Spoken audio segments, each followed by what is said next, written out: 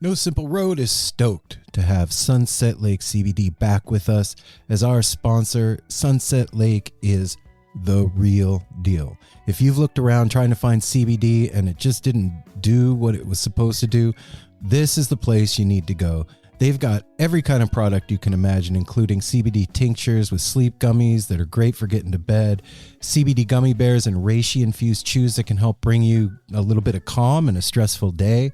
They've got salve. They've got smokable hemp flower that's great for folks like me that don't want to get stoned and paranoid but want to have the benefits of cannabis. Well, now you got it.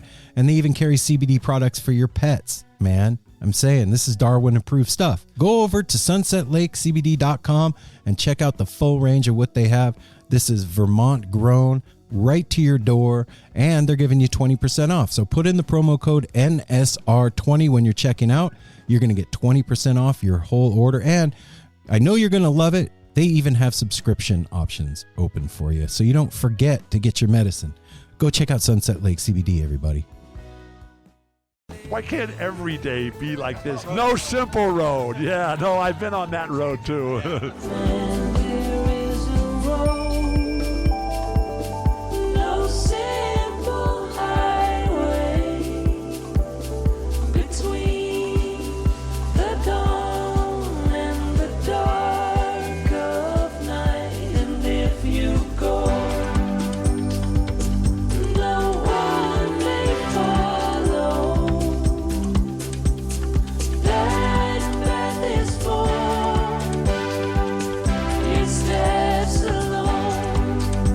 It's only like your second time. I know, right? We'll let it. Well, you let it slide today, Apple? Yeah. Thanks, man. I appreciate it. Aaron forgot how to work the record button. I did. What's up, everybody? We're here. We made it. Yeah, we're live. It's Sunday. It's Sunday.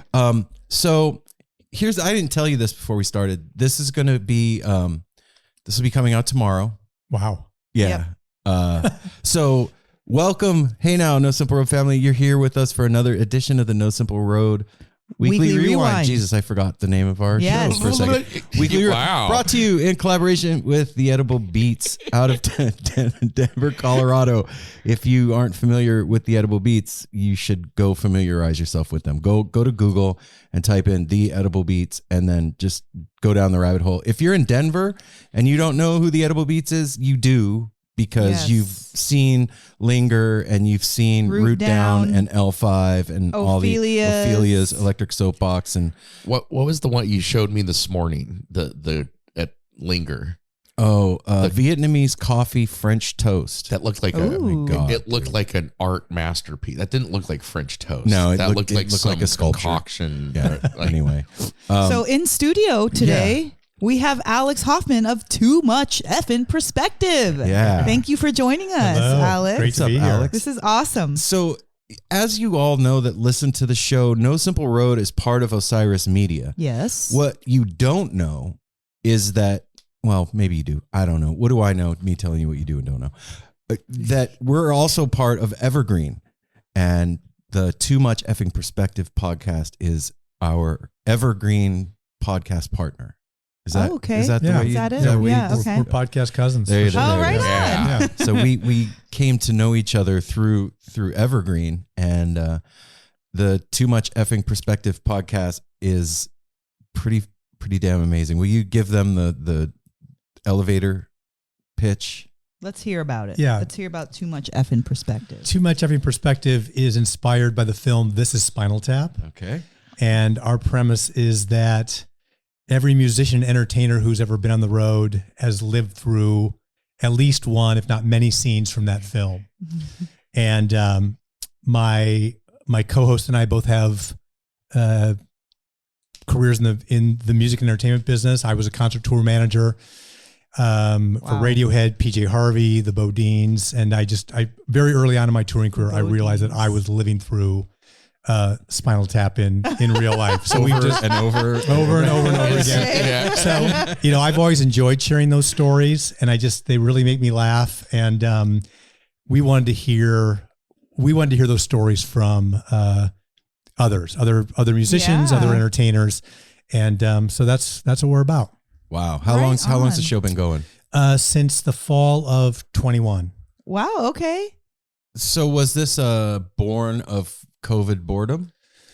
This was sort of born of my co-host and I, my co-host Alan Keller. He and I talked about this many years ago, well pre-pandemic.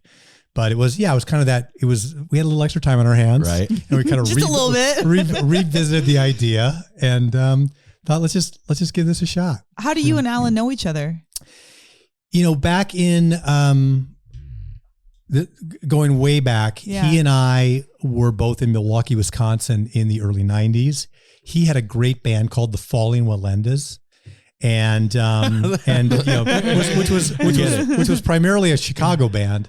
And I was tour managing at that time, and we met kind of in that context and became friends. And he's one of my oldest friends at this point. It's been decades. Oh, okay. Right on. Yeah. How do you go about being a tour manager? Like in the very beginning? Thank you, Mel. Yeah, like right from the start. Like you get out of school, you're doing whatever. Like how does that fall on your lap? Yeah, I mean to be as succinct as I can.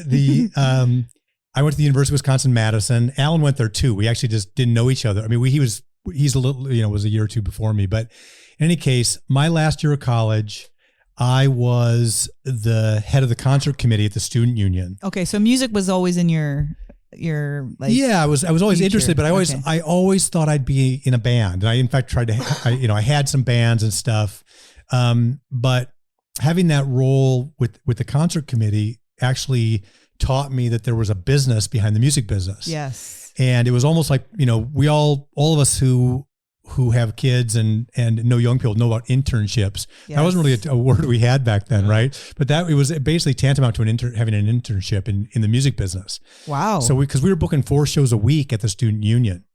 And by the way, that's my little Phish sidebar. Okay, here we go. Which is in it was either like the fall of 89 or the spring of 90. Someone on the committee booked Phish in the student union in the kind of like the beer hall we called the Rathskeller on a Thursday night, paid him $50. Whoa, wow. Yeah.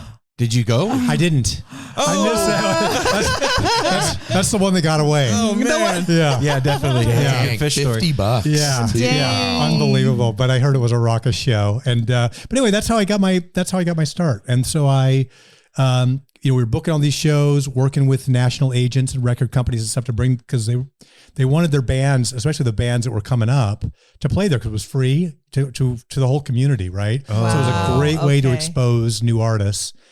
And we had the Indigo Girls. We had former members of Husker Du who came and played. Oh, wow. We had a lot of cool Minneapolis bands and Chicago bands and stuff like that. Smashing Pumpkins played like a year later after I was gone, but it was like those were the kind of bands that were coming in at the time. And this is you said late 80s, early 90s? Yes. Okay. Yes. And so anyway, after that, the summer after I graduated, I worked, believe it or not, for Cheap Trick's manager for a while, who was in Madison, Wisconsin. Okay. And so that was kind of my first, real professional experience. And then I kind of got the opportunity a little bit later to tour manage the Bodines when they were going out on one of their Warner Brothers records. So that's kind of how it got going. Wow. Is it as difficult as it seems to be a tour manager? It seems to me that like creative types, musicians especially, are very like in their head about everything and not concerned about time and all that. Is it that as difficult as I would imagine? Well, the Ramones tour manager had this great joke. What's the difference between a tour manager and a toilet bowl? Okay, What? A toilet bowl only has to take shit from one asshole at a time. Oh, hell no. So you're basically getting paid to take shit. Well, Oh yeah. my I mean, look, as I've said many times, there were a lot more good days than bad days. Yeah. It was a lot of fun. I mean, especially at that time, to be on the road, be at a concert, most nights of the week. Just seeing the country. I mean, I had traveled some as a kid, but not like that, right? Not going to so many cities and all of that kind of thing. And, but it was fun. It really was fun. And you are kind of like, you are management's representative on the road, taking care of the business, collecting all the money, Okay. keeping the books. That's like the adult part. Yeah. And then there's babysitting the band and making sure that they're doing their interviews and getting to the gigs on time to do sound check and all of that. And, I really wish in retrospect, I would have taken better care of the crew. The crew wasn't going to yell at me. The band was, right, if they weren't happy. Yeah. So I was sort of like, I was paying, more attention to the band, but the crew guys make it all happen. Right. And you're kind of a traveling family on the road. So anyway, it's just, there was a lot to learn, and it was a good way to make a living at that time. Wow. So That then just sounds like a lot. So you're doing the Bodines, and so then how did you? Because like we said, we're huge fans of Radiohead and everything. How did that gig come about? It was one of those things. I got really lucky. I mean, the Bodines were kind of in this middle tier bands, right? They were not. They really mostly were paying kind of like theaters and larger clubs. And so we got to do a lot of networking and just meet a lot of people in terms of club bookers and talent buyers and different sorts of folks. And we went through the Bearsville Theater. Do you guys know that place? That was Albert Grossman. Bob Dylan's manager had this recording complex in a theater in Woodstock, New York. Yeah, that's where Mike Dubois did the art thing. Yes, we were familiar with it. Right. Okay. So the guy who was managing Bearsville at the time, a really cool guy named Dan Griffin, he'd been a tour manager, and he just knew what it takes to kind of like, and I was on my first tour. So I didn't know how work was going to come my way ultimately, but he said, hey, if I can help you connect with people after this tour is over, I'm happy to do so. So anyway, long story short, he introduced me to an agency called International Talent Group out of New York, and they represented David Bowie and The Cure and Depeche Mode and Duran Duran. I think they had Peter Gabriel. Top tier. Yeah. And they were starting to cultivate their next generation of British bands. And so I got connected with an agent there. He hired me to do this was summer of '92, to do a small band called Balloon, had their first record on RCA Records. And that was it was two Brits and a Kiwi, and we had a great time. We were in a van, and they were into having every adventure. They were just really into like getting off the freeways, driving on, back roads and state highways, and really seeing the country. Cool. Which was super fun. We did 6 weeks opening for Sarah McLachlan, and that was really cool. The next tour with them was with PJ Harvey on her first US tour. And that tour was just, like every day was a Spinal Tap moment on that one. It was just, that was just nuts. But then the following summer was, Pablo Honey, Radiohead had Pablo Honey, and Creep was a huge hit on MTV.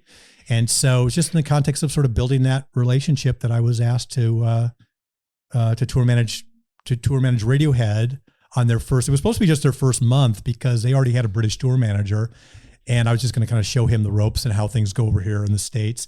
But we got on so well that after the first week, they said, hey, we have another tour coming in the fall. We're going to co-headline with Tanya Donnelly's band, Belly. And we want you to come back and do that one too. So it ended up being a really great run. So for us, we've always been fans of Radiohead, but we had never had the opportunity to see them live until we moved up here. It was recent when they played at the Moda. All right. For Moonshaped Pool. Yep. I didn't know what we were in for. I figured it would be a nice, cool concert, like no big deal. I think the three of us would say it's one of the top 3 concert moments of our lifetime. Sure.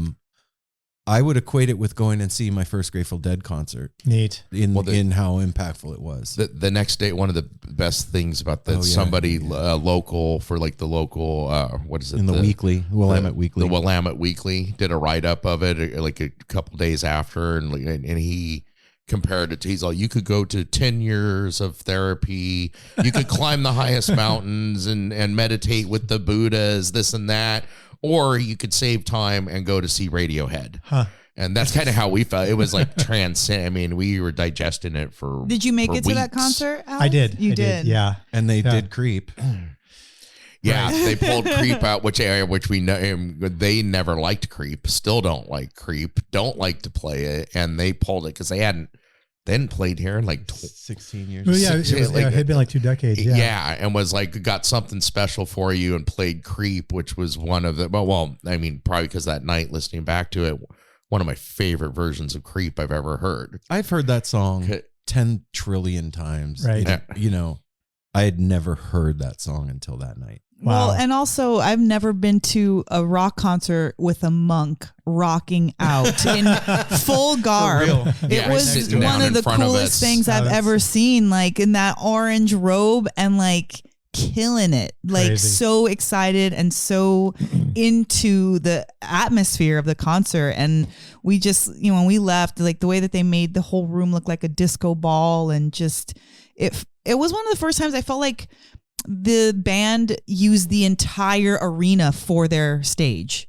It wasn't just in the front. It was like everywhere. Even the sound felt like it was coming We were from everywhere. encapsulated. Yeah, like, it in felt there. like we were in the Radiohead bubble, and like it was one of our. Well, it was our first concert at the Moda. We'd never been to the Moda, right. and it was one of our first concerts coming here into Portland, and it was just like such a different feeling. And plus, like all those years of loving a band, you haven't seen them, and they come with. And years of you know. hearing like Tom York's a shaman and like and then like seeing them live, like he changes throughout the performance. You see different stuff, and one of the best part, forget which song, but when he's playing the piano On his eye. doing his thing, and they got the camera and his wonky eye, and they do it on the huge screen, and the crowd went. That was probably the craziest the crowd got that night, because the rest was kind of respectful. Yeah, you see riding Tom's the way. eye, everybody He flips opens out. his eye and he looks around, and everybody just lost their shit for Tom York's eye, and it was like, wow. I just got goosebumps do like you- talking about it. Do you lose that being with them? Well, A little bit. You can come on. I think, I one time counted it up. I think I was at 60 Radiohead shows Okay. that year, something like that. I was at their very That's a first lot. ever US performance, Wow. which was pretty cool. Little club in Boston called Venus de Milo, across from Fenway Park. That's a clever name. It was cool to see them. I want to answer your question. I guess, there's different sparks Okay. as you move through. Right. And I've had fun on Reddit, posting some things, because there's a huge, Radiohead subreddit. It's in the top 1%, several 100,000 Wow. Shit. Redditors for Radiohead. And I've kind of dug into my archive of things that I have and posted some old photos and things like that. And the community there's really engages nicely, and they're very keen to hear stories and things like that. So, to your question, night after night, the show is the show, and there's just amazing things that happen certain nights, right? Like, Okay, it's just like the dead. yeah. Like I had somebody ask me, like, did I see looking through the rearview mirror, did I see all this greatness? And the short answer was not really. Yeah. But Wow. yeah, if you could, But that makes they're- sense, because it's the first time that they were coming, so they're kind of like learning themselves. They were like, figuring themselves out at that absolutely, point. Apple. That's true. They were really, they were figuring out what it meant to be famous and what it meant to be celebrities, and how they were still gelling as a band and all those kinds of things. But there were these moments of anything ranging from like being at Marquette University in Milwaukee, and there was some sort of equipment malfunction. The band I don't remember if they had to stop in the middle of a song or what happened, but Tom got really impatient while the crew was figuring out what the problem was. So he just grabbed an acoustic guitar and spontaneously started to play Street Spirit off of the bends, right? Well, no one had heard that. Right. And it was an absolutely inspired thing to do. And the place was mesmerized. wow. And then of course there's the famous, the MTV Beach House, which is on YouTube, where Tom dives in the pool. Okay. And, that was wholly unexpected for me, because that seemed really out of character to him. you know, Yeah. it just, or for him, I wouldn't have expected him to kind of make that move. And that was quite, quite spontaneous. So there were those kinds of things that were pretty cool. I can imagine. They seem like Tom especially seems like such a strange guy. I think I said it yesterday to you. I was like, I don't know if I'd want to even interview him. Like, I don't even know how you would like what you would ask him. Would say. Is it dealing with those kind of personalities on the road? Did it take some finesse on your part? Yeah, it took, I mean, pretty early on in these kinds of situations, especially when you're living together in very close quarters. I mean, on that first tour, we had 11 guys on a tour bus. Oh, shit. You know, it was the 5 band members, me, their British tour manager, and I think, mathematically, was it 4 of the crew guys, and then the bus drivers. Well, actually 12 when the driver was driving. So you kind of like, you have to, a lot of patience with each other. You got to kind of figure out what people's idiosyncrasies are, all that kind of stuff. But I'd gotten a little bit of a heads up that Tom needed some extra attention. And so I really, deliberately built that relationship, and just made an effort to get to know each other. And we had a lot of meals together and just spent time and had conversations. And that allowed us to kind of get ahead of points of friction. You could kind of see where they were going to be. And, Because you're getting to know the person. Yeah. Yeah. And building that rapport was really important. So like, is that from your school perspective, is that something that they're teaching, like how to like be with not necessarily difficult personality, but like artists, and like how to, like, is there like a 101, like taking care of artists 101, or is that like something that you really have to kind of figure out on your own and that's your personality? Well, in my case, I had to figure it out. I mean, being at, that internship situation that I had at the University of Wisconsin, that was my first experience of just dealing with different kinds of artists as they were coming through, and gain a sense of what the expectations were. Where are you gonna run into trouble? Yes. Who are the folks that are really just like super simple, just go with the flow, and who are those that are just gonna, you kind of get the sense they're just gonna require more attention to have this be successful and not be a really kind of bumpy, again, even though they're only there for a couple of hours to do the show, right? Yeah. Cause you ultimately want everybody to walk away feeling like, hey, this was a good experience. Yeah, right? Absolutely. So it's more like yourself then. You just kind of adapt and like figure out and kind of like what these personalities are and just engage them.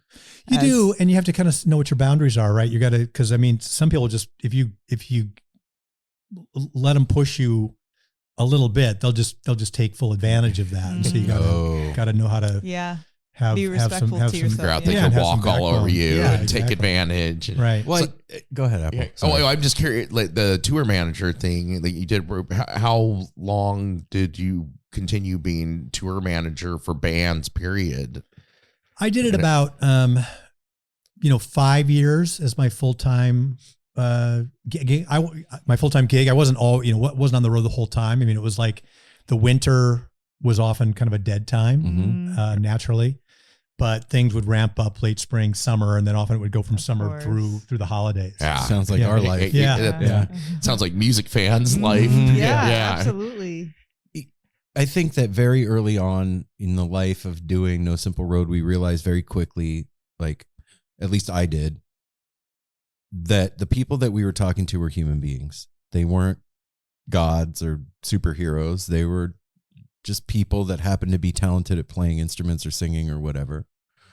And that was a strange realization of, after 30 years of being a music fan, and, especially growing up in the 80s and 90s, there was a mystique that was afforded a rock star. I'm doing air quotes for everybody out there. That's not the same today. That I don't see that thing as much. And I think maybe maybe in part because of social media, that we have a glimpse into the life behind the scenes a little bit more than we used to. But yeah, we never used to have be able to see a celebrity's house or car or kids. Like that was, on the Inquirer, maybe. Or seeing like we do all the time, like now seeing, especially at festivals, seeing band members hanging out. You're hanging out in the crowd and you look over and there's the guy who was just they're on watching stage. the band with you. They're much more approachable now. Back then there was like a separation of like the rock stars are up here unless you got the package for the meet and greet afterwards to see them for a moment. Well, I just think about now it's easier to hang out with them. A band like Metallica in the late 80s, early 90s, like when the Black album came out, or Master of Puppets. You're not going to go see those guys hanging out in the bar after the show. They're on the bus and gone. Like, is it part of your job as a tour manager was it your part of your job to maintain that wall? Yes. That's crazy. Yeah. And I would imagine. Do you feel like it's different now, or do you still see it the same? Well, it's interesting. I mean, as you were saying this, I think, yes, social media has been a game changer in terms of that accessibility, because there used to be shows like VH1 Behind the Music and Cribs and these kinds of things. Yeah. Those were the portals, yes. right? And now there are multiple portals, and there's almost too much infinite portal oversharing, right? Yes, yes. But the thing was that again, it was very, very much dependent on the artist. Mm-hmm. Some bands were and the individual, right? I mean, it's like even within a band, some members of the band were eminently hangoutable, right? And they just wanted to be out there meeting people and were happy to not only sign autographs, but then go have a drink, or they wanted to go to people's parties or whatever. And others would go onto the bus or want to get back to the hotel as soon as possible. They did not want to interact with the fans whatsoever. In fact, in some cases, Tom didn't even want to interact with the record company people. Wow. Polly Harvey really didn't either. It was just like they just wanted to do their thing, and they wanted to just get into their own space and kind of be left there. And that's just that was just kind of that's cool, their personality, right? And so but it was one of those things where looking back, it's like I think that artists who are kind and engaging with their fans, I think just have more longevity, not that again, Radiohead and PJ have had great longevity, right? Oh, yeah. So I mean, this is not that's not based on those two, right? But I mean, I've also seen. I mean, I've seen artists be really rude to their fans, and it's like it just does. It kind of just doesn't make sense. Yeah, that doesn't make sense. I'm curious too. Like, so then you, as the tour manager, do you step up and communicate with the record company for them, or does somebody? And I'm wondering how the record company looks at, like, we'd like to talk to Tom, and it's like, well, Tom's not going to talk to you. You get to talk to me. Well, it was just, I mean, it's that running interference thing. I mean, that's what it was, right? And trying to just be, a conduit for information sometimes, that kind of thing. I mean, interestingly, that very first, and there's also kind of a timing component of this too, right? There's times where it just it makes a lot more sense. The band or the artist is just in a kind of, they're in a window that actually it's really good to interact with them. Okay. Yeah. Like 5 minutes before they go on stage is not one of those windows. Right. Yeah. Right. So I remember at that Boston show with Radiohead, their first ever US gig at Venus de Milo, the band was by the side of the stage. We were like, it was moments before we were going to go on. And I say I was not going on. They were going on. The royal way. The royal way, yeah. And one of the, it was a sold out show, packed, and one of the security guards let this cute girl come through, just the side stage door or whatever, and she kind of comes up to the band, and I just sort of very gently kind of put my hands on her shoulder, said, not right now, kind of turned her around and sent her back out. And the guys in the band were like, that was really smooth, you know?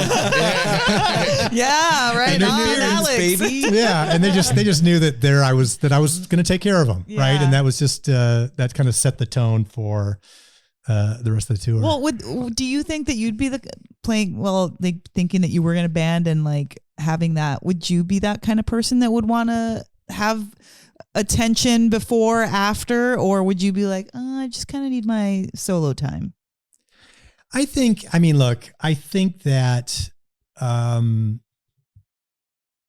it's just like going to you said it, Aaron, like these are real people. Yeah. Right. And they are, and that's kind of like on our podcast, Too Much Effin Perspective, we like sharing these stories because every one of us goes through these Spinal Tap moments in our day-to-day jobs and in our relationships with friends and family, just these goofball situations. And they're similar to what artists go through when they're on the road and when they're on stage and just it's a relatable thing, right? And so to your question, Mel, when you just had an intense day at work, you get home, you might need a minute, right? Yep.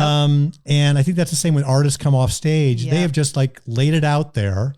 It's an intense, whether you're a band that's doing a 45-minute set or whether you're Springsteen doing a 3-hour set, it's just like you've had a hell of a workout. You've said everything you needed to say. Yeah. So yeah, you might need a minute before you're even able to have a kind of coherent conversation with somebody. So I think I'd probably be the same way. Yeah.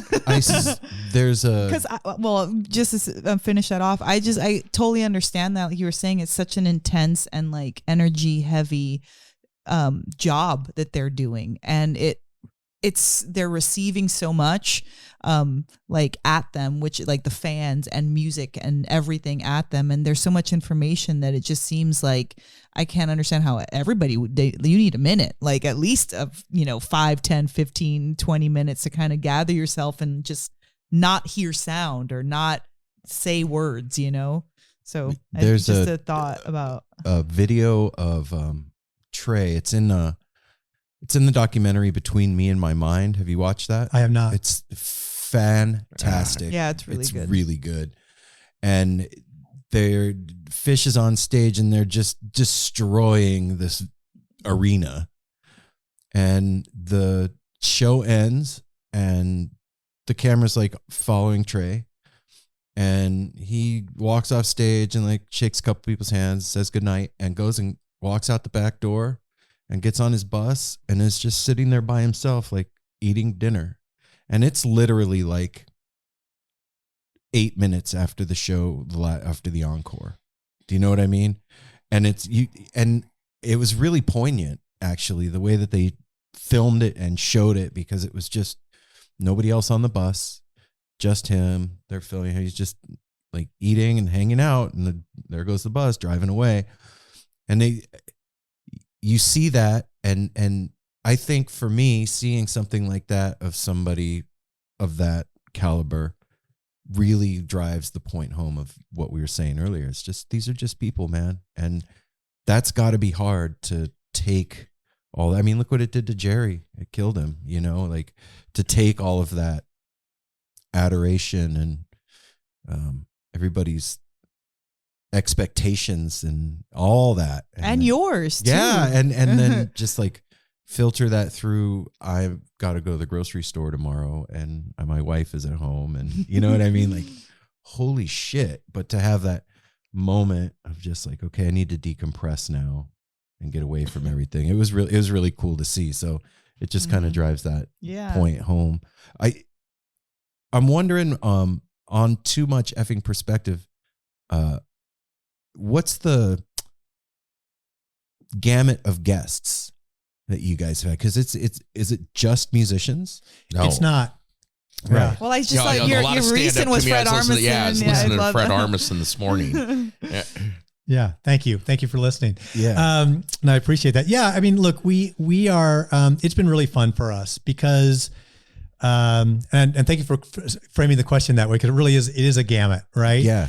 we have been able to speak with people that we consider to be our music heroes. I mean, people that we have literally heard since we were teenagers, right? So, Nancy Wilson from Heart. Whoa. Brian Ritchie from Violent Femmes. I mean, the Violent Femmes first record was like the theme album of my junior year of high school. They're coming to the Cuthbert, Yeah, right. To, my friend Alan, he lives in LA, my co-host. Julie Bowen from Modern Family is a friend of his, right? Cool. And Reese Darby from Flight of the Conchords. Butch Vig is a Wisconsinite, from Garbage and who produced Nirvana's Nevermind. I saw that one on there. I want to listen to that. Yeah, when I was doing the booking at the Student Union, he and Duke Erickson, who's also in Garbage, had a band called Firetown. And so I booked Firetown 3 times that year that I was a senior. Oh, wow. In college. And then, 6 years later, they started Garbage and went from having a band that had 2 albums on Atlantic Records that really were great, but didn't go anywhere, to having multi-platinum Garbage. Wow. Right. Yeah. And, That's incredible. so it's been that kind of thing, folks like Fred, people that are, Pacific Northwest, or people that have roots here in Portland, like Carrie Brownstein and Corin Tucker from Slater-Kinney. And, Corin is a good friend and has helped us get in contact with Fred, that kind of thing. Shepard Fairey, the artist. Oh, wow. Let me think.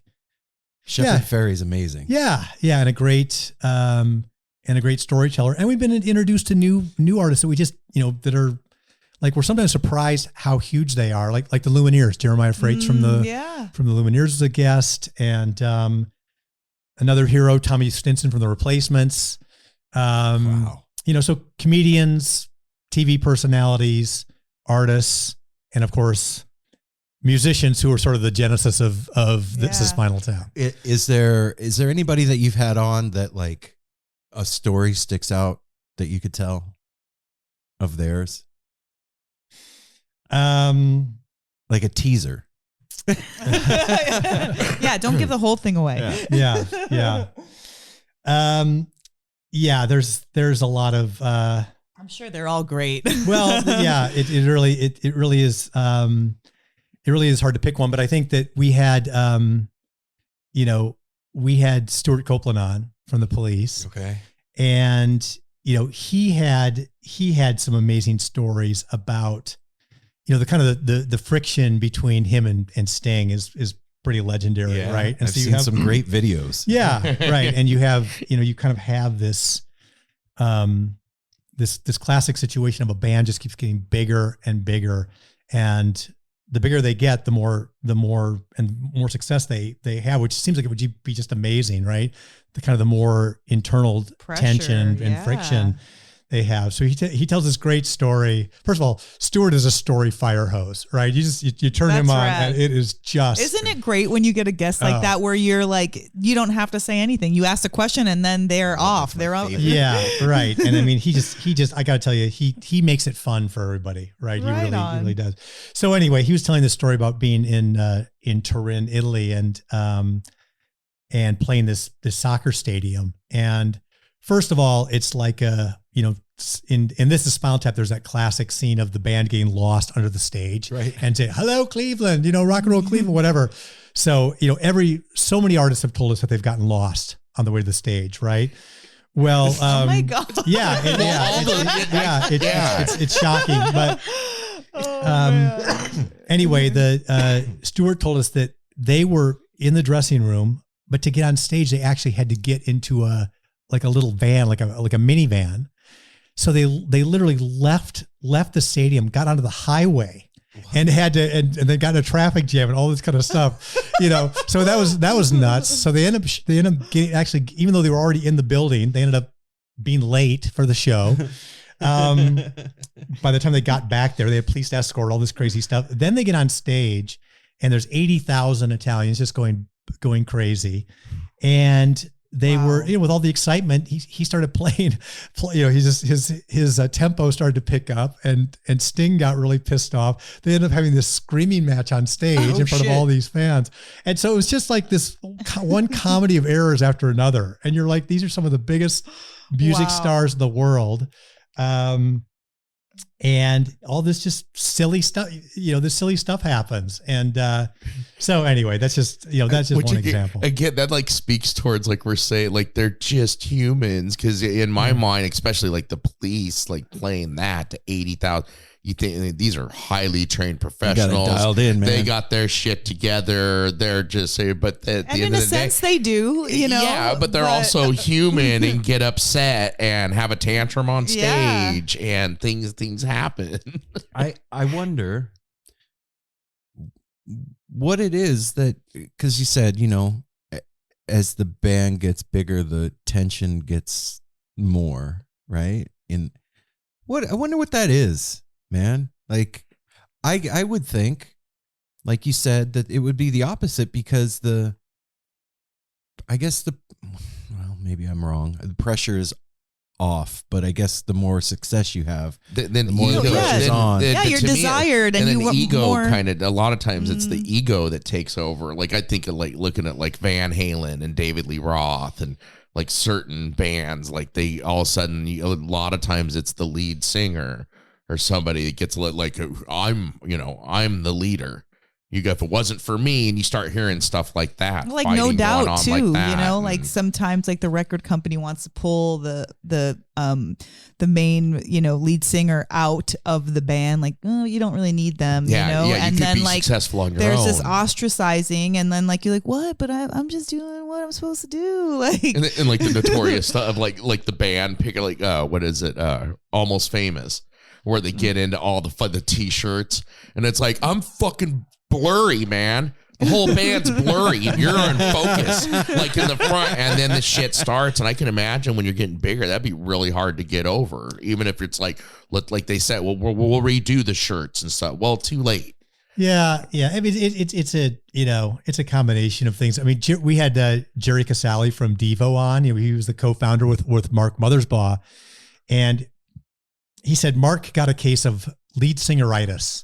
And, and you see that. And I guess, it's one of those things where, going back to the difference in personalities in bands, there's this natural inclination, I think, among the minders, whether it's a tour manager, the managers, the record company, the squeaky wheel gets the grease in a lot of cases, right? Okay. That's and like so that happens everywhere, man. Yeah, right, exactly. And so it's one of those things where it's just when there's someone who's kind of, for whatever reason, needs that extra attention, is going to be the one who's going to throw the wobbler, as they call it, right? They just get coddled more, and it's just natural that there is resentment around that kind of stuff. And it was funny, another Radiohead story that I'll share is that we were on, I feel like we were in New York. I can almost picture the scene in the dressing room, and I don't know where Tom was, but the other band members were there, and Colin Greenwood was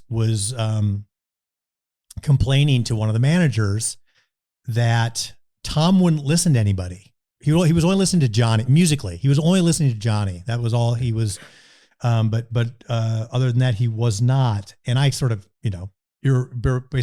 irrelevantly said, he's been listening to me. That's been okay. And Colin said, well, that's a combination of respect and fear. And I, oh wow. Well, I didn't know I had that kind of standing, but I'll take it. Hell yeah. Well, that'd be good. Job well done. Yeah. That's because that they need to like adhere to something, and so to be able to have the respect of the lead, that's pretty incredible. It's just funny to me, like, we're talking about a group of adults. Yeah. Do you know what I mean? Like, whatever that means, who knows what even that means, but like, so we're grown-ups. But this is a very specific job. It's like not like anything else in the world. You're on the road all the time, waking up and going to sleep in different places. You have other people looking after you. as an adult. Like that's You weird. have minders, yeah. That's weird in itself. And then you have to like perform all the, like, just the amount of pressure and creative like expectation. That's a lot. Well, and then you bring in like that with Colin and Johnny, and then I think of like Noel, like Gallagher. When you bring brothers, like family members into it too, they're like that. Like he's imagine me and my brothers in a band. He's listening to Johnny and not me, and like the epic battles and fights on stage with Oasis, and it seems sometimes just from reading stuff like a lot of British bands, there's a lot of turmoil sometimes behind the scenes, even with like Pink Floyd, the stuff that went down with them over the years. And I mean, there was some extenuating circumstances. That's true. True. Butch Vig said that, Garbage has accepted this truism that when you go on the road, your IQ goes down by 20 points. Hell yeah. Okay. Kind of makes sense. I don't remember who it was that we were speaking to, but he was talking about being on the road, and he was like, it's literally like being a vampire. You go to the show, it's nighttime, you do your sound check or whatever.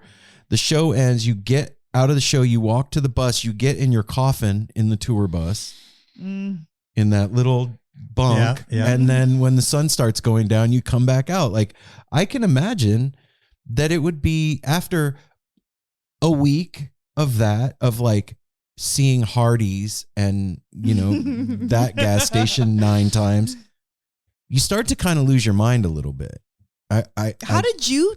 Yeah, you're also on tour as well. Like, just because you're not on the stage, you're still on tour, going on the tour bus and eating in the same way. Like, how did you personally handle that aspect aside from your job? I really loved it. I really did. Okay. It was such a cool, and again, I feel like I had a number of lucky experiences, but the camaraderie of the road is a real thing. And there's something joyful, at least there was for me, when, you got everybody on the bus, the bus driver pulls onto the freeway. It's probably, it's like 1, 2 in the morning. And, people are just kind of, they're hanging out, they're listening to music. You can sit up front with the bus driver and just kind of watch the road go by. I remember one time we were tooling through, I feel like we were in the Arizona desert in the middle of the night, 2 or 3 a.m. And asked the bus driver to turn all the lights off. And just cruise. I mean, he didn't do it very long, mind you. Arizona Highway Patrol, if you're listening. Right. But safety third. Yeah, exactly. Exactly. But it was really cool to just be kind of moving through the darkness with only the like starlight. Having moments like exactly, that. Exactly. I remember another time just being like, I think it was in the Carolinas after a show, driving through the night. I took my shirt off and I just stuck my torso like up to my waist out of the window, and just kind of felt that 70-mile-an-hour wind blowing against me. And it's just, I don't know, there's just those cool things. I can't think of another, like, there's nothing else like that. There's no profession quite like that. It's very unique. That lifestyle is very singular of being on the road, and kind of lends itself to Spinal Tap moments. Like you said, your IQ goes down by 20 points. We've all been on the road for a month and a half. We've been eating, whatever, and we're all exhausted. And it would seem that it would just lend itself to one of two things: hilarious moments or really tense shit. Yeah, or some combination thereof. But if it's, if people are in a, basically positive mindset, right? It's it is a lot of fun, and it's. I kind of thought of us at the time as kind of like being modern pirates, right? Just kind of going from port to port, right? And collecting your shillings. Yeah, exactly. And it really is the silly things that, and I've just had fun telling those stories on the podcast. You're just finding those, those nuggets of absurdity that are they're really. I mean, I remember getting with the Bodines one time, being in a hotel in New Jersey or something, and convincing our our lighting guy to take off his clothes and just sprint up and down the hotel hallway, you know, at full speed. Why? Because it's just Why not? It's just fun. He just took the dare and did it, you know. Just Yeah. funny stuff. As one does. Yeah. So the podcast has been running for 3 years. 3 years. Yeah. And how many episodes? We're at around 80 at this point. Okay. Yeah. So for anybody that's listening, because it seems to me that, and I've heard this actually, that podcasting is the new business card. Everybody I know is like, oh yeah, I thought about starting a podcast. And Yeah. what do you think the hardest thing about doing a podcast is? I mean, for us, it's the kind of the discipline of staying on top of it and really trying to do, I mean, we probably get a little bit, we try to be really meticulous curators, right? So we'll take we're looking for certain kinds of guests. We are taking the interviews and curating the stories very carefully and kind of cutting it down. I like to. Is there a lot of editing? There then? is, Yeah. there is, and we try to make we try to really have a coherent conversation for our listeners, right? We kind of package the stories in a way that feels like there's a good, just a good story flow, Right.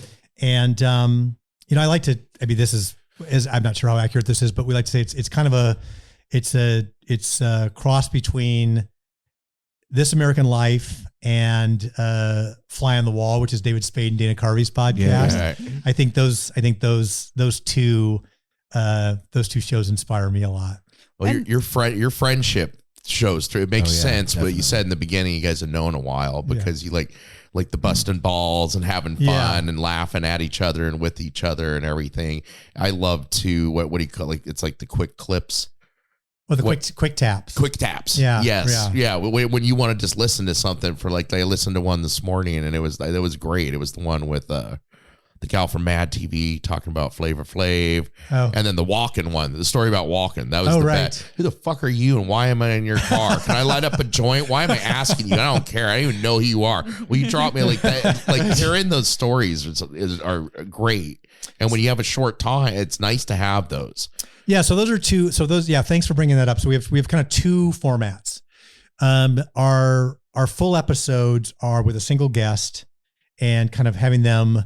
It's kind of like we are swapping Spinal Tap moment stories, right? So we want to hear theirs and we share ours from our different, touch points. Whether me as a tour manager, Alan in bands himself, other comedy things that he's been doing, that sort of stuff. The quick taps are typically about 10 minutes. And they are usually 3 very short stories from different guests that are under a unifying theme. And either Alan will do one. He's like the only host, or I will do it as the only host. And we do one of those a month. Okay. Yeah. So what's the magic of getting these artists to share those types of stories? Because not everybody's so open. You got to kind of sometimes pull a little bit. What's your magic? Well, I feel like it's the connective tissue of saying, look, we have these stories too, right? We have all lived through this experience, and we all recognize that the Spinal Tap guys, right? Michael McKeon, Harry Shearer, and Christopher Guest, they totally nailed the band experience in This Is Spinal Tap. And, we've had, in fact, we have a friend this CJ Vanston, who is Spinal Tap's music director. He's played with them at Wembley Stadium, at Carnegie Hall. He tours with them, right? He's with them right now filming This Is Spinal Tap 2 in New Orleans. Oh, shit. Wow. So he's been on the show a couple of times and given us the inside scoop. And he told us that there was and he does incredible impersonations, by the way. And he told us that they had a bus driver, Spinal Tap was on tour. They had a bus driver, and they had all bus drivers are Southern. And those bus drivers said, y'all are the only band who's ever been on my bus who never watched This Is Spinal Tap, right?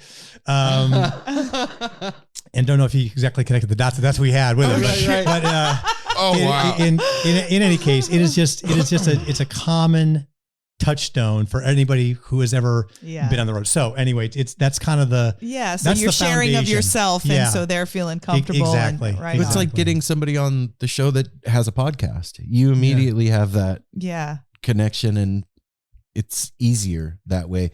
And I think that also like sets the groundwork for them to know kind of what's expected of them too. Like, you're coming on to tell this story. Yeah. So, I wonder,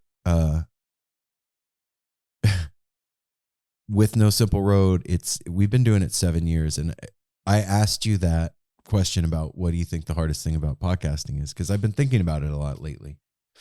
I think the hardest thing about doing a podcast is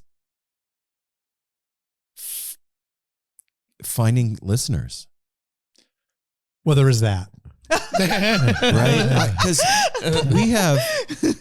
we have some episodes that, like, when it ended, I'm like, I can't believe that just happened. That was insane. I want everybody to hear this. Right. And then, however many downloads it is happen, and you're like, what the fuck, man? Or like, we just had Reggie Watts on the show. I listened. I'm like, for sure this is going to be gigantic. You don't know. And then we'll have some, local guy that plays at the Laurel Thirst, and huge episode. And then sometimes it's just us. It's about doing a lot of times it's doing the weekly rewind. They're like, really, really loved that, and that got the most listens over somebody we thought was going to be that has like 200,000 followers on Instagram or something. And it's like, meh. There's no rhyme or reason. That's the thing that I've found the most difficult is the marketing of trying to get the word out about your show. It's so hard. Yeah. I think there's a lot to that. Well, I want to ask each of you, can you share a Spinal Tap moment that you've had either doing this podcast or with a guest or something else? I have You one. can go first. I was thinking about it while we were talking. So it was last year, and we have some friends that own a property in Sandy, and they're developing this property into a music venue, and it's insane. It's the most beautiful 25-acre wonderland you've ever seen. Hey. And so our friends Bodhi Mojo are throwing a festival there. And it's the first like big festival that's happened on these grounds. And the couple that owns the grounds are like family with us. And so we get booked for Mojo Family Fest. She knows it. Sorry. We get booked for Mojo Family Fest, and we're like, okay, we're not just going to do a live podcast. We're going to do something really special. We're going to like do a dedication ceremony with like magic, like ritual magic. We're going to do this like cool nature magic thing. It's going to be awesome. And we spend like a month planning this thing of like, and we did. And we all we have like, we all had our input. We all have a part that we're going to say, and we're going to have the crowd come, and everybody's going to gather a pine cone from around the grounds, and they're going to come make a mandala on the ground of like this whole thing. And it was really rad. Yeah, it came out great. But we get up there, and we set it all up, and it's going great. And I'm like third in line to say my part. And I completely fucking forget and say Apple's part. No, you said my part. Oh, I said Mel. Because I went first. No, Apple went first. They were worried that I wasn't. In fact, you guys prepared for quite a while before. I didn't start preparing until days before when you're like, we need you to do that. And I'm like, I got to memorize some lines and stuff. And they were both like, did you study? Are you ready? Yeah, by the way, and I had given him shit Yes. about not studying. He'd right, give me right. shit about not studying, which Classic. I'm a quick study. I like doing it like, before it. I got up and nailed it. Even Nailed everybody it. said I get up they're there like and your Killed it. voice and everything. I was like, Nice, I get up nice. there and fucking blow it and say Apple's part. And Mel's next to me and she goes, "You said the wrong thing."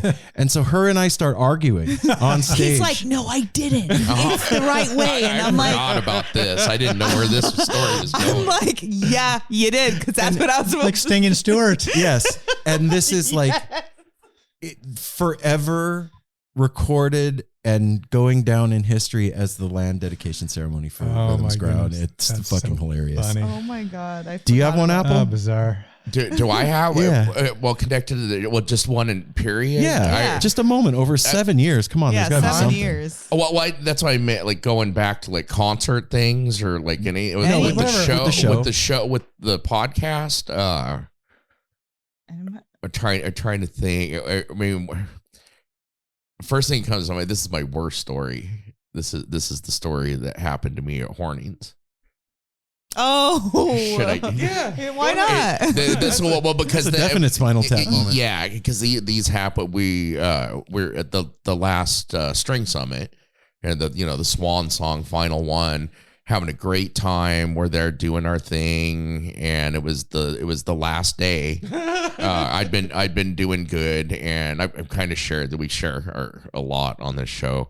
I was still dealing with hemorrhoids very much at that time, and it was the last night. I mean, the whole thing was a party, but especially the last night because everybody knew it was the last hoorah. Everybody was going to get on stage to do a whole thing.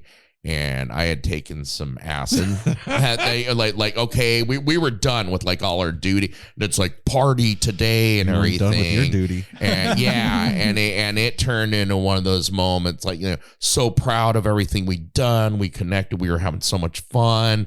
And I'm on acid, get ready for the night. And just had a horrible hemorrhoid.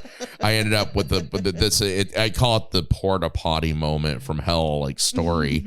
I ended up we're all getting gussied up, ready to go. Our stuff is kicked in. We're going to have fun. And I'm like, I got to go to the bathroom first. And it's already dark. So dark time.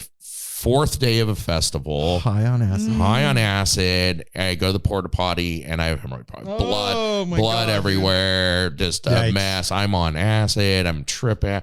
I come out and they saw it on my face. I'm walking back together. They're waiting for me. It's funny now. Yeah, it is. No, and it's it was funny. not. It's funny It was telling funny at it. the time, Now that I've had surgery and I'm fixed, it's even better to look back on. But I come out and I'm sure I was good because everybody, there's them and a whole group of our friends waiting for me to go to the bathroom, come back and go. And they're all like, "Are you okay, dude?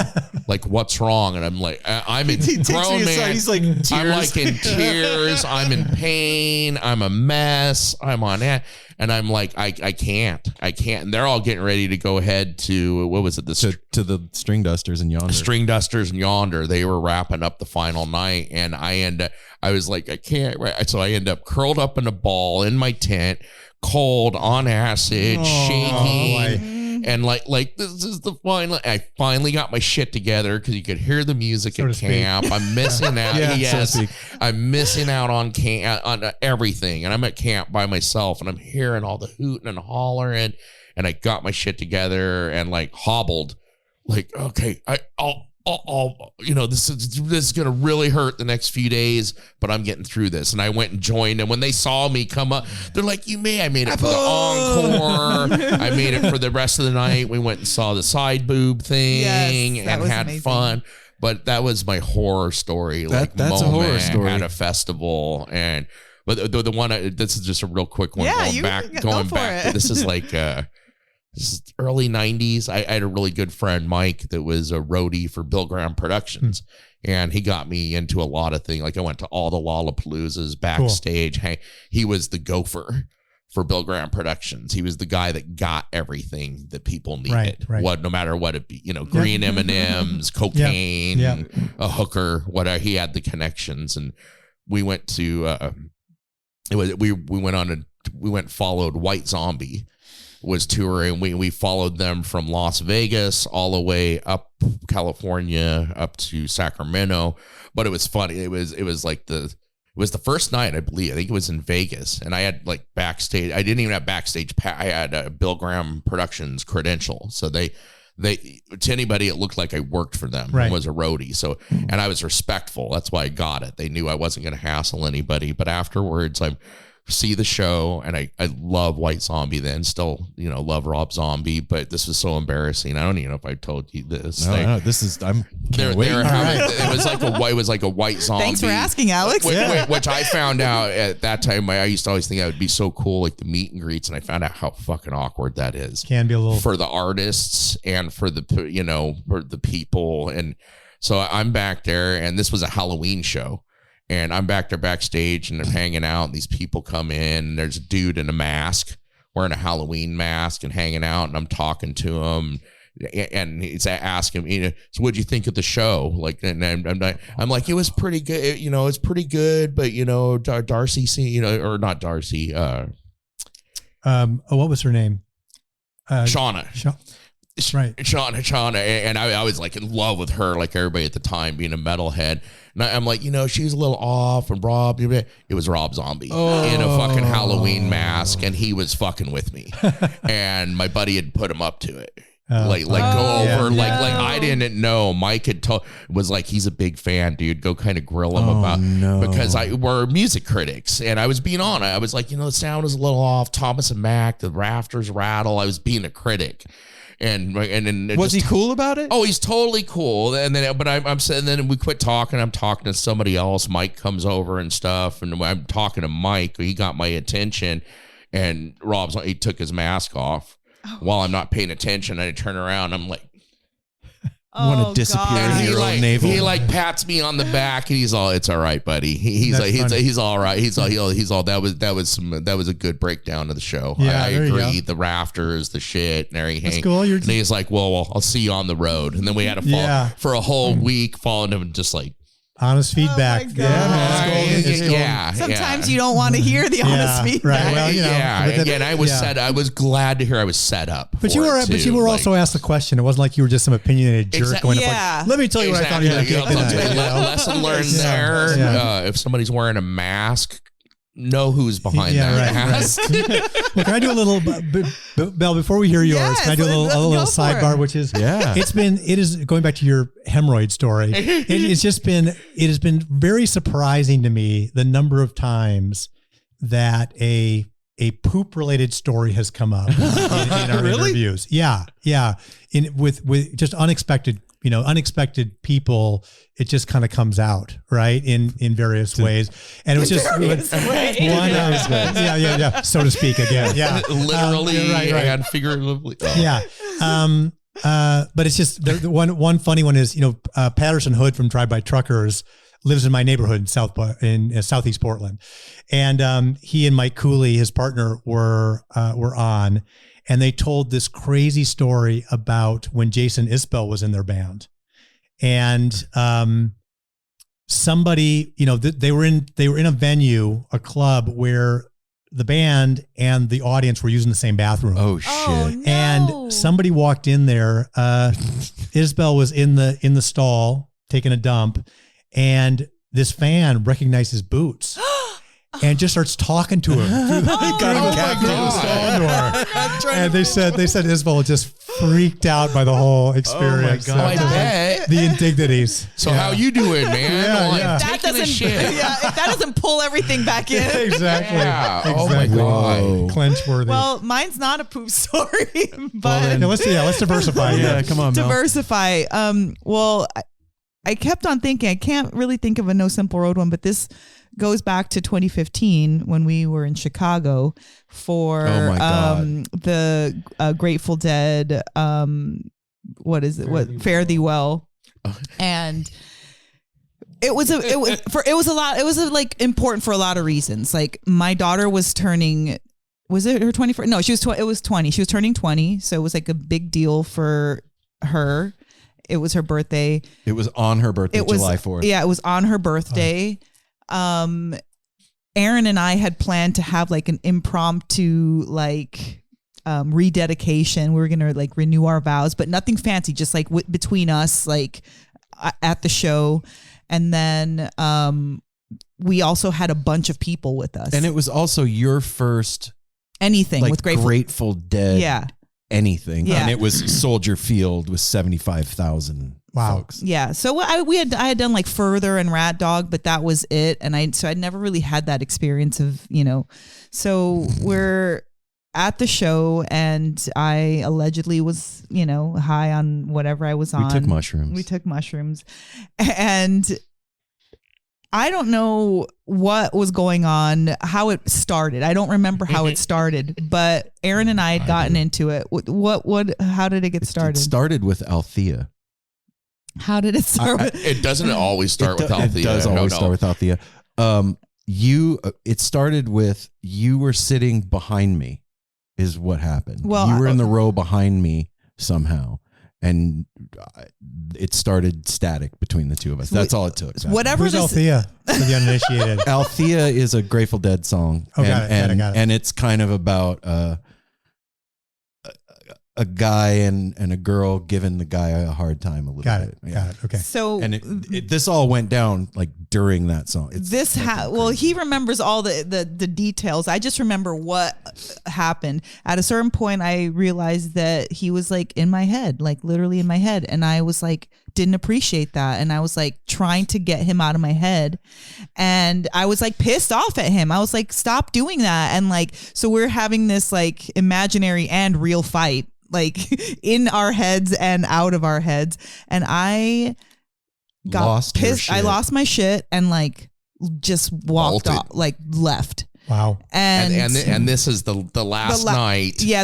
Leading up to the whole culmination of doing Not Fade Away with 75,000 And it was fans. like, toward the end of the show as well. Yeah, it was right towards the end of the show and like the big hoorah. And I just fucking leave. And I was like over it, and so I don't know at what point, but I just go bolt and I go down to, they had on the like concourse. on the little concourse, and they had this like overlook, and it looked gorgeous until you got to the front of the overlook, and then you realize it's trash down there. It's like where the trash area is. Huh.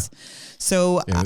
I was like, I went over there and I saw that, and it further upset me, thinking about like, well, this is just fucking bullshit. Like everything's like, it was like a metaphor, like me seeing this trash. And like, I was so angry, and I'm like stomping. I'm like, I mean, I have to leave. I have to get out of here. I don't want anything to do with this guy. I don't want him in my head. But then my daughters, like I said, there's like a whole other. And not just in your head, because you were accusing him of being a wizard. Yeah, you're like, a wizard. You're a wizard. You're a wizard. Get out of my head is what I remember finding. Because they disappeared. Oh and yeah, so I don't know how he found me. I followed when you left. She gets up and bolts. Mind you, this is the final Grateful Dead anything ever gonna supposedly at the time, right? Whatever. Thanks a lot with Phil. Yeah, with Phil, with the surviving members. This is it. Last night, last couple songs, and she gets up and bolts, and I was like, "Fuck." So I followed you. I let you kind of take off a little bit, but I had my eye on you. And when I come up to her, she's like yelling, fucking full bore, "You're a wizard! Get out of my head!" And there's like other deadheads walking by, like laughing, like watching, just like, because the funny thing is probably some of them had been there in a similar situation. They're like, I mean, and like we ended up making up somehow. Well, you were here. We're here. We made it. Well, by the end of the show when we came out, because we were with Bjorn. Yeah. And everything, and you had said, you're like, I got to go follow Mel, and I had no idea. We had no idea what was going on, and then we get out. You're like half hour later, and we come find them, and Mel's sitting over like crisscross applesauce, just unusual body language for her. Yeah, she's just like bundled. I just wasn't having it. And I kind of looking at Aaron like it was like so much. Like it was clearly it was like a lot. There's 75,000 people. I don't know if I've even been to a concert that big. I've never been to a concert that big prior to that, and like I don't I learned that not to do mushrooms at a music, like that's not good for me. At home, yeah. Like maybe in the forest, yeah. But at like 75,000 people, first experience, all that, don't do it. Chicago. And and with my daughter, like so many different like things that were just not good. And it set a bad tone for the Dead for me. Like, for indefinitely, indefinitely, it left a mark on me, like for sure. And I mean, do you remember I Love You Man, the movie I Love You Man? Oh yeah. Do you remember Seth Rogen and Rudd? Paul Rudd. They like get in fights with their women and they go to Vegas. Oh yeah. And they take mushrooms and they go to Cirque. Do you remember? Yeah, I do. And like they're having a great time, and then all of a sudden he's like, "Oh no, the mushrooms are getting away from me!" and there's like the baby on the stage, like, "I'm not Papa." He's like, "I'm not your Papa." That's exactly what happened. The mushrooms got away from you. Look, a Grateful Dead show sober is a lot. Yeah. Period. Well, behind the scenes too, my daughter was kind of like frustrated that it was like she wanted her birthday to be about her, not to be about the Grateful Dead. Yeah. And so I was dealing with that aspect of it as well. So that was another kind of like shade that I was giving him because I was getting it from my daughter. And then we had another like young kid that was with us. Oh God, Hayden. Who had a crush on me. And there was a friend of Aaron's, and so like there was like a lot of weird dynamics. When they took off for this kid, he started crying. He started crying. He sat down and was crying, and me and one of Aaron's friends, who's a dope human being, Bjorn, that was with us. He was dope. We decided, which was mean in retrospect, but we're like we gotta fuck with this kid's head. As soon as they left, he said, he's sitting there, and it's like historic moment. Grateful Dead doing this thing. The end. They invite me to come to Chicago and then they just ditch me. Like for real, like grown man in his 20s, he's bawling at a car. Same thing, too high. Yeah. Too high at a show. He's bawling. And we're just like, what? Me and Bjorn are like, well, we got to fuck with him. Listen, kids. So we fuck with him throughout the evening. Don't just go sober, man. Yeah. Do not try this at home. Yeah. So much. I don't recommend it, but that was learn. It was a huge moment in music, and it was also a huge moment for us. I just missed the final song. It's fine. That's how I was like, you didn't see any of it? Mickey Hart, where he's playing the truck horns that were attached to the 2x4, and then they chanted Not Fade Away for like 15 minutes. Cool, whatever, dude. Which carried out into Chicago. We were a part of Everybody that. continued chanting. Yeah, you got that because it came out of the, and everybody chanted Not Fade Away until it just dispersed into downtown Chicago. People are still chanting the entire way. How cool. Silly, crazy, drug fueled. Yeah, so you learn. You live and you learn, you know? I have to say, when I fucked up my lines at Mojo Family Fest, I was sober. Just gonna oh yeah, it was like totally sober. It was like 11:30, 12. We were the first ones doing something, and but it went great. You know what? Nobody remembered that. They were so stoked on the pine cone mandala that they made. Everybody was so stoked on that they like that didn't even matter. Yeah, that didn't. But the only ones that knew that was the three of us on stage because I'm like fuck. Just carry on. You're not going to talk it out right now. We have shit to do. That's how that goes. So Alex, give us a fresh one. Give us one of your fresh ones that you, or a good one that you say often. What's one of your Spinal Tap moments? Or the great poop story. No. One of my personal ones. Yeah.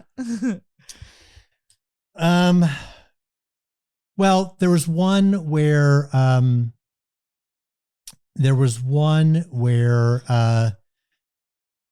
Radiohead was on tour with Belly, we had a show in Chicago. It was there was a big in-store planned, and the record company let me know ahead of time, asked me, is this time good? All this kind of stuff. And I agreed to it without without doing my homework insofar as confirming the sound check time with the venue, right? Because we, because we're quite a ways into the tour at that point. Everything kind of happened the same every night.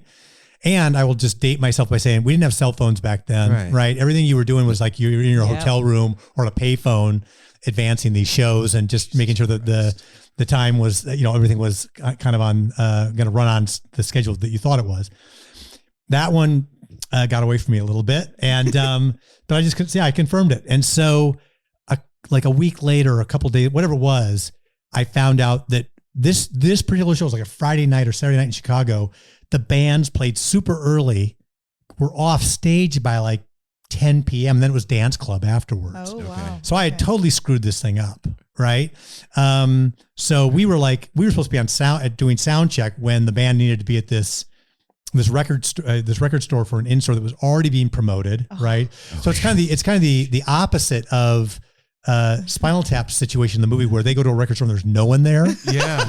This record store had a line out the door. Right. And the record company was furious with me. Right. And so I had to figure out how to get ahead of it. Because I knew a couple of days ahead of time that we had a problem. So I called the band together. We had a band meeting in my hotel room. And I said, guys, I messed up. Shit. So here's what we're going to do. We're going to get there a little early. You're going to sign all this stuff. You're only going to be there like 15 minutes, right? And there may be some pissed off fans. It's going to be stressful, but this is the situation. And, we're going to be quick in, quick out. And, ultimately, I mean, they were understanding. I said to them, yell at me now. Yeah. If that has to happen, because I'm going to be too busy thinking about other things tomorrow. Yeah. I'll take the heat. Take your shot. Exactly. So it's kind of like, it was my effort to kind of choreograph the breakdown if there was going to be one, right? I love that. But anyway, they went along with it. But I remember how stressed I was that even like we were walking, there's like a Tower Records in Chicago. We were there, we got there in a van. We're walking through like a back parking lot to get in there. And some fan in the parking lot sees Tom and said, "You're Tom York." And he actually goes over to begin to talk to her, and like to be nice. I said, we don't have time for that right now. What are you doing, dude? Yeah, exactly. We don't have time for that. Yeah. But anyway, it all ended up working out. But it was just one of those things where, I mean, the total self-inflicted wound. Oh my gosh. And the nerves that causes. Yeah, just really. And having to go to the band and be like, band meeting in my room, everybody's here. Yeah. I messed up. Yeah. Messed up, guys. Yeah. I'm sorry. Exactly. Yeah, it's a little silly. Well. So wait, last thing, or at least one of the last things. Yeah. What do you want everybody to know about the show? Like, what's your favorite part of the show? Well, as I said earlier, I have always loved sharing these stories of my own, right? And I just think that these, beyond these just being celebrity stories, which are just pretty accessible these days, it's the relatability of even the people who live in this rarefied space. People think, everyday people think they want to be celebrities. They think that being a rock star is, that's gotta be so easy. It's gotta be so fun all the time. It's gotta be so glamorous. There are, on any given day, there are a few moments of glamour potentially, and then a lot of drudgery, a lot of everyday drudgery, like the rest of us go through. Right. And so that whole piece of like, all these rock stars are real people.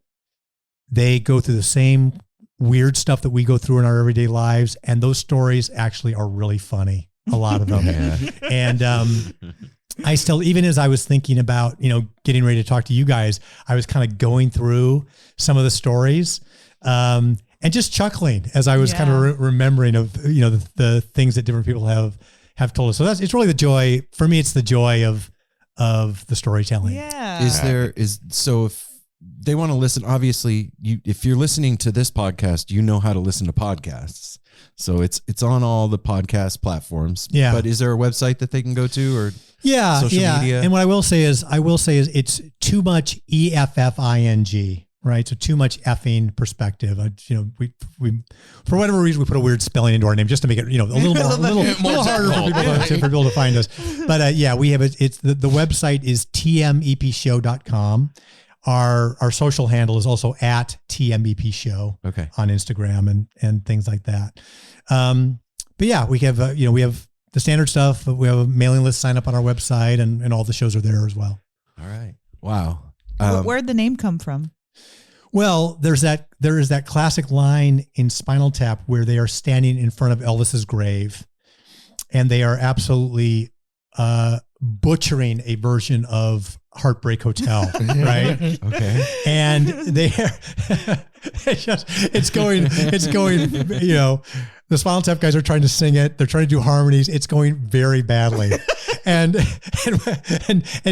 David St. Hubbins says, well, this is thoroughly depressing, as they're looking at Elvis's grave. And Nigel, the guitar player, says, well, it kind of puts everything in perspective. And David says, a little too much fucking perspective. Oh, okay.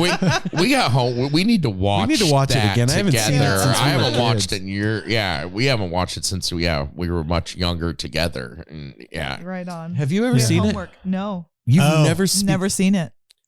Never seen it. Yeah. Well, you'll totally get it. You'll totally get it. I mean, from No, the I'm first- excited. I from the like- first And scene. it's hilarious. Christopher Guest is just amazing. Like all of his movies that he's done, The Best in Show and Waiting for Guffman and Mighty Wind, and and that they're doing Spinal Tap too.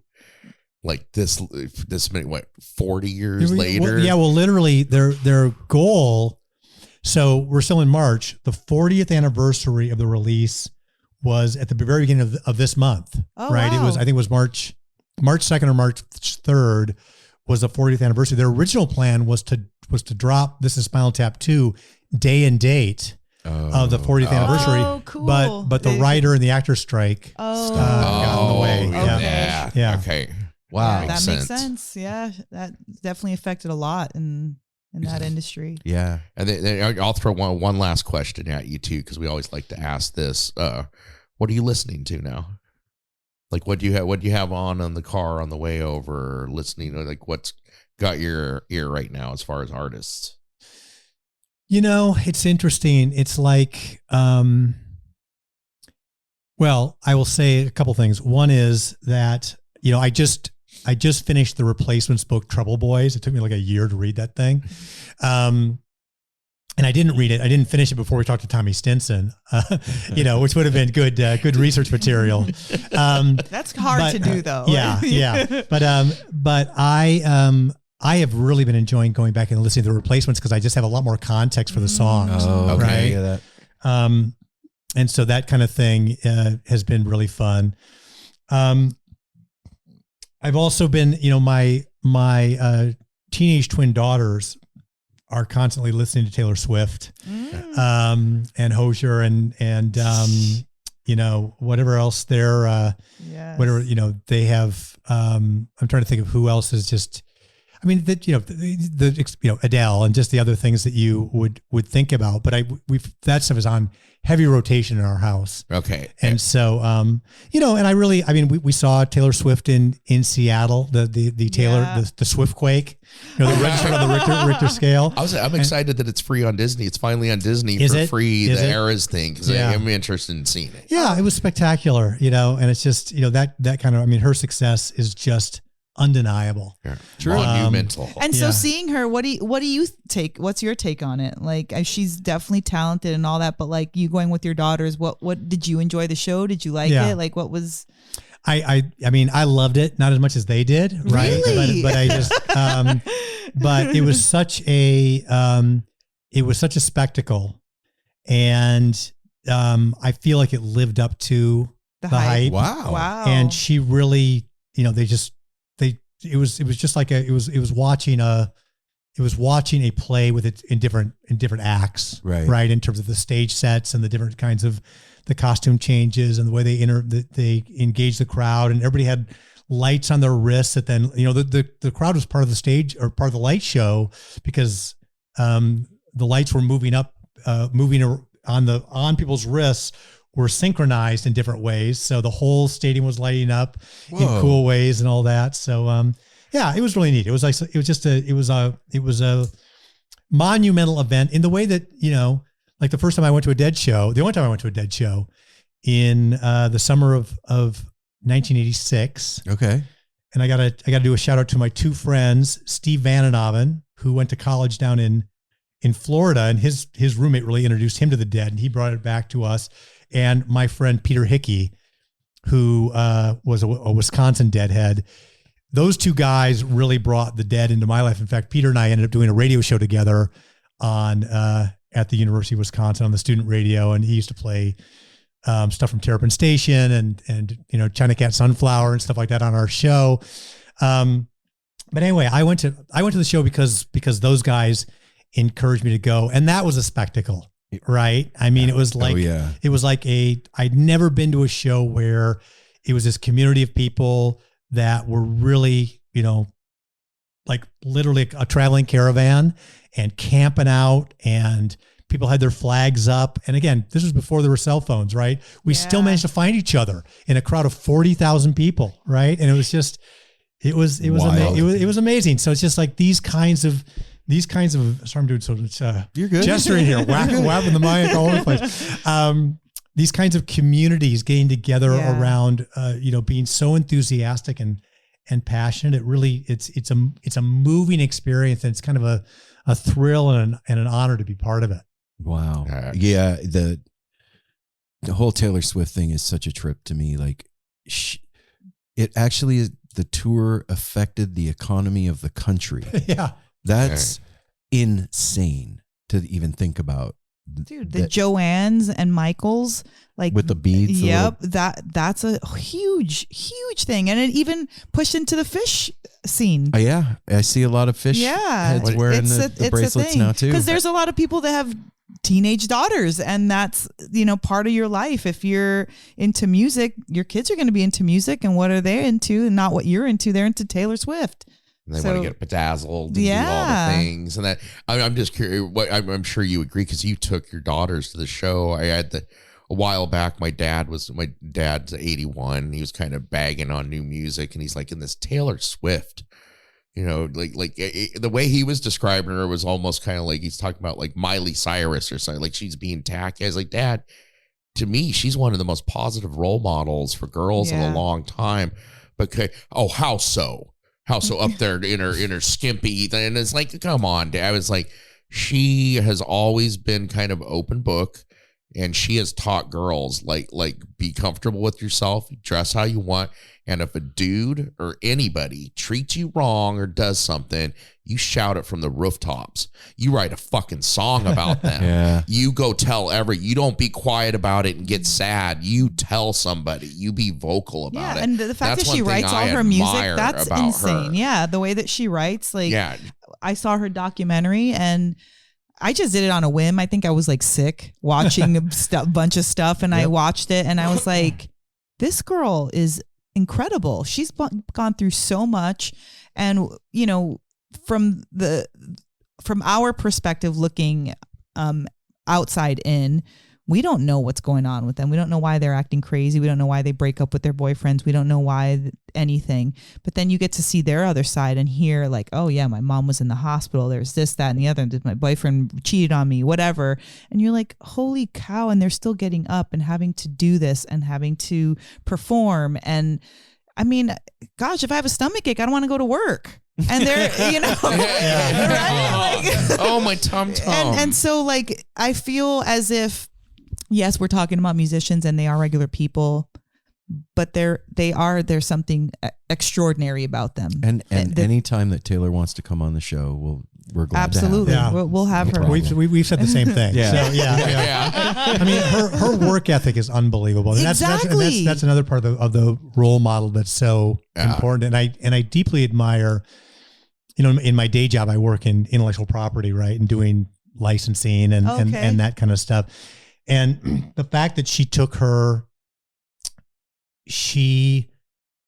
songs back, right? She took her when she was, and I don't know all the backstory, but when she was not given the opportunity to buy her master recordings and they were sold to somebody else.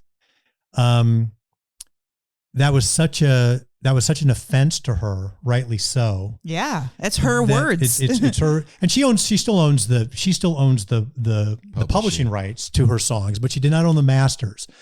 So in fact, I literally said this to my daughters a couple of days ago. I said, I would love to have been in the meeting, whosever idea it was, between her management and her and whoever else.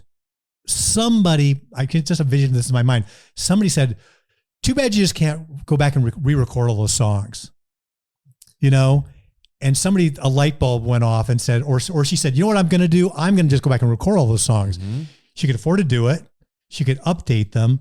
That wouldn't have happened and wouldn't really have worked. Certainly wouldn't have worked easily in the analog world, right? In the physical product world, but in the digital world, it's a whole different story, right? And when you can put out all your catalog again, and label it Taylor's version, yes, and you have this rabid fan base, and are they going to want to listen to Taylor's version, or are they going to want to listen to the version that they know that basically got ripped stolen from her? Right? It's an automatic. Well, and then she was able to. She did a lot of like commentary too, didn't she? Totally. To go with it, to like in the updating of like this song was from, and like it gave her a chance to like rediscover her. I saw a thing with her. It's like gave her a chance to rediscover her music again in a different way by re-recording it and commentating. Well, and even like the political stuff that she was kind of like, having to like hide and didn't want to like rock any boats. And finally she was like, no, I can say something. Right. I have a voice. I have an opinion. I'm going to say something, like whether you agree with it or not, the fact that you can and want to, and she did. And I just, I really admire her and her work ethic and her Ticketmaster. I love it. Yeah. Yep.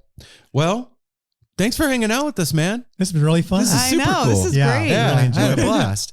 Everybody, go listen to the Too Much Effin Perspective podcast out everywhere. Follow them on the social media platforms. And you know what? You should listen to No Simple Road too. That's right. Oh, wait, you already are. Right. Yeah. But also, when you listen to the Too Much Effin Perspective podcast, leave a review, leave a 5-star. That helps more than you know. And then tell a friend. You heard that episode with, Nick. You've heard that episode with Fred Armisen. Go for it. Tell your friends. Yep. And until next time, we'll be back on Friday, I promise. But until then, take care of each other and smile at a stranger. Safety third, and hydrate. Love yourself. And do that. And it's spring. So get out in the garden, man. Go like dig in the dirt. Grow something new this year. If you happen to live like in Vegas or Arizona and it's like 190 degrees outside, you can like grow stuff inside the house. So try and grow something this year. All right. We'll see you Friday. We love you all. Peace.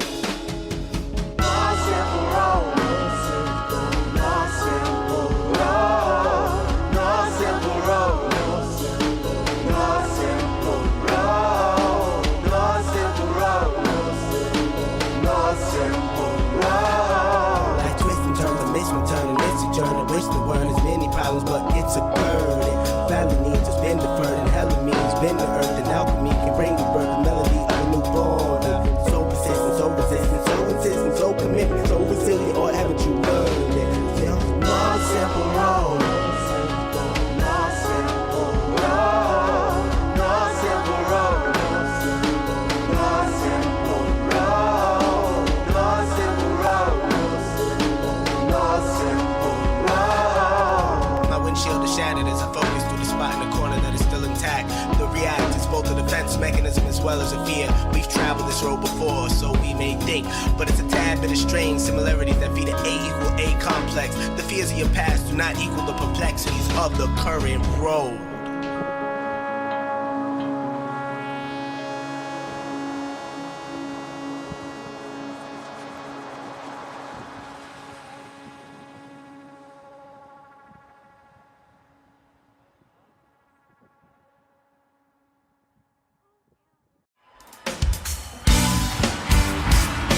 Hello, everybody.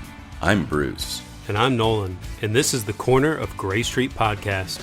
As longtime Dave Matthews Band fans, we set out to create a podcast to dive deep into the past, present, and future of DMB. Not only do we recap and review shows within an ongoing tour, but we revisit past shows from throughout the band's history, conduct interviews with a wide variety of guests with ties to DMB, and create unique and exclusive content like our Concerts on the Corner series. Whether you're a fan of the band or just a fan of great music, we think you'll find something you'll enjoy. We can't wait to see you on The Corner of Gray Street.